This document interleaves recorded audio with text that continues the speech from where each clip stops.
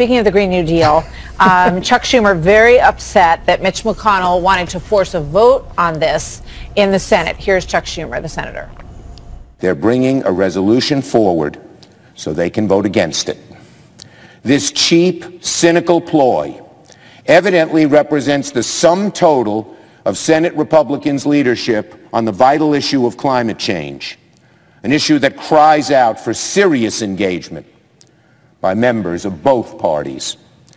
But rather than seriously engage on the issue, our Republican colleagues are taking a page from President Trump's petty playbook, trying to make this a game of political gotcha. Jennifer, why not vote on it? Senator Schumer is right. This is a craven political tactic by the majority leader, but we've come to expect that from Mitch McConnell ever since Merrick Garland. But I was told by a Republican assemblyman in New Jersey that he used to ask the speaker why they didn't put up some of the Democratic measures just to shoot them down and show the populace how wrong they were. And the speaker told him that if they did that the laws just might pass. And I think that that's what might happen here. It's a very, very bold piece of legislation that absolutely has issues. I think instead of shaming critics of climate change, we should be taking this opportunity to educate everybody so that they understand what's in the deal. But you've got a lot of conservationists who are behind this efforts too. Yes, it's a moonshot. Yes, there are pieces of this legislation that absolutely will not pass and cannot be accomplished in 10 years, but that doesn't mean that we shouldn't try to come together at the table and make this a workable bill. I got 10 seconds, Mark. Just quick response, please. Yeah, I worked in the Senate for 7 years, and I never heard a senator complain about his bill being brought up on the Senate floor. They always complain the bills are not being brought up on the Senate floor. Who was the genius who decided to put this in legislative language so that the Republic, what did they think was going to happen? So they just created the legislative language so we can now put every Democrat on record as being for Ocasio-Cortez's $100 trillion Green New Deal boondoggle. Congratulations. Good legislative work. Thanks, guys. Good to see you both. Thank you. Thanks. All right, it calls to eliminate air travel, repair every single building that's 2,000 a day, and it will cost trillions of dollars. So the Democrats really want to get behind the new Green Deal. According to Mitch McConnell, we will soon find out. I've noted with great interest the Green New Deal, and we're going to be voting on that in the Senate. We'll give everybody an opportunity to go on record and see how they feel about the Green New Deal.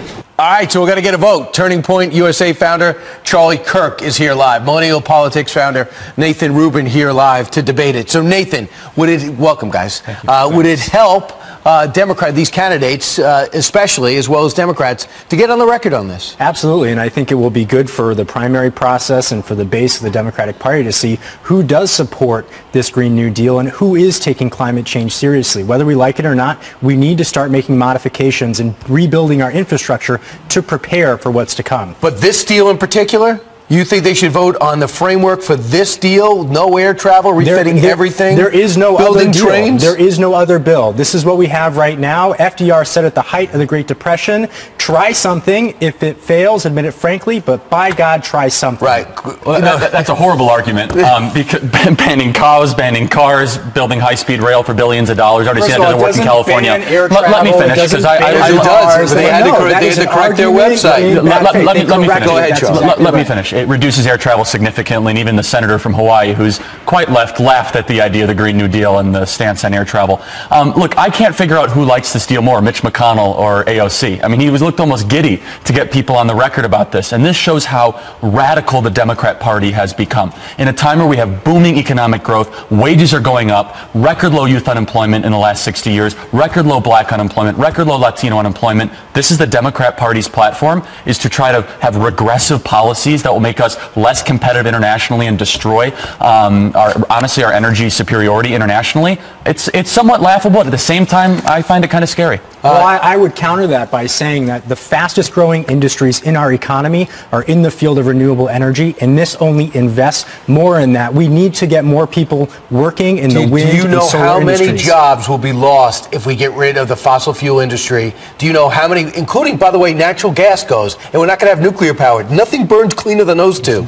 Look, at the end of the day, we're already seeing the effects of climate change, whether it was Hurricane Harvey in Houston, Hurricane Maria in Puerto Rico, killing thousands, wildfires, burning down half of California. Do you think there were no storms before fossil fuel? No, but the storms are definitely getting worse. We've had 100-year storms every year, and the fact that we're ignoring it and not doing anything is a disservice to our children and our grandchildren. Well, I actually love the climate as much as you do, and interestingly enough, carbon emissions are at a 20-year low under the Trump presidency.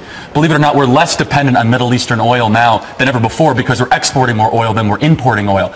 And so, look, the narrative is that somehow Republicans and Trump don't love the climate or the environment. We believe in market-based solutions. So to your point, you say that the renewable energy sector is doing better in the market, outside of government coercion, outside of government policy. So look, this is a regressive deal, not a progressive deal, and I hope they vote on it. We'll see how it does. Nathan, here we go. It looks like Amy Klobuchar and Nancy Pelosi are two people that haven't bought into it yet. She's trying to get a little bit towards the middle, Bloomberg towards the middle, and Howard Schultz, wherever he ends up, seems to want to push this aside. Do you think there's a venue there for middle, or is any successful Democratic candidate going to be over on the left? I think in the primary process, any successful Democrat is going to have to be very serious about what they're talking about in relation to climate change. And frankly, I think we've listened to millionaires and billionaires too long. We need to get back to grassroots solutions.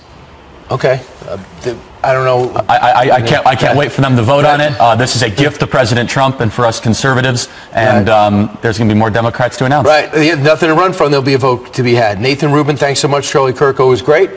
This is a Fox News Alert. I don't really. Good evening. I'm Brett Baer. As Congress votes on a budget bill that would avoid another partial government shutdown, President Trump's press secretary says he will sign that bill, and then President Trump will declare a national emergency in order to build a border wall.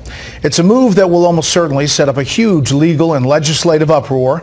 Chief White House correspondent John Roberts is live tonight on the North Lawn with what we know at this hour. It's been changing throughout the day. Good evening, John. As it always seems to in these parts. Brett, good evening to you. It has long been expected that President Trump could declare a national emergency in order to build his border wall, but when the news finally dropped this afternoon, it shook the halls of Congress.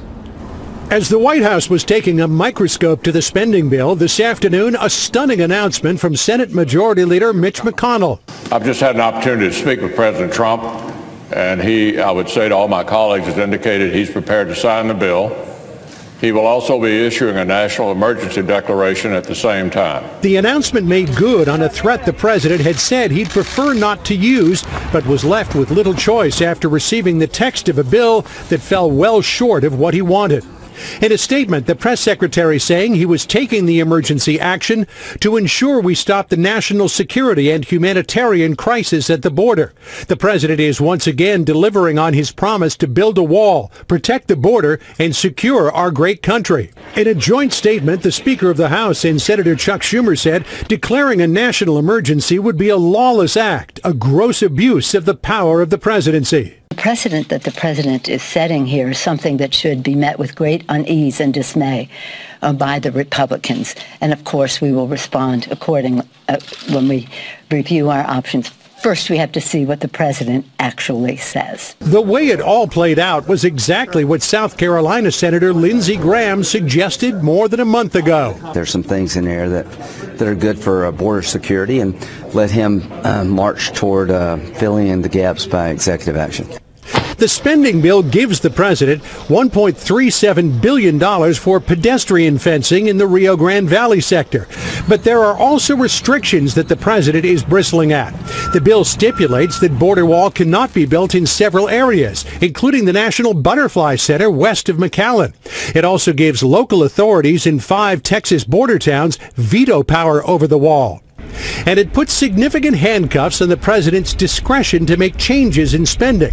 There are 354 instances in the bill where the phrases "none of the funds," "none of these funds," and "none of the amounts" are used to place restrictions on how the money can be used or moved around.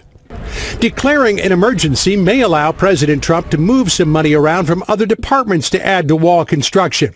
It will almost certainly land him in the courts, but he will be able to tell his base he did all he could to make good on his central campaign promise.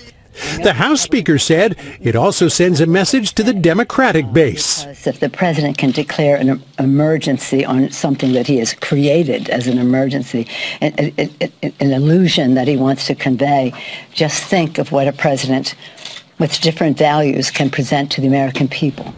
White House officials say that their attorneys have been looking at the ins and outs of an emergency declaration for months, and while they do expect that this will end up in the courts and most likely in the jurisdiction of the Ninth Circuit Court of Appeals, the press secretary Sarah Sanders said today that the White House is very prepared to meet a legal challenge. Brett? John Roberts, live on the North Lawn. John, thanks.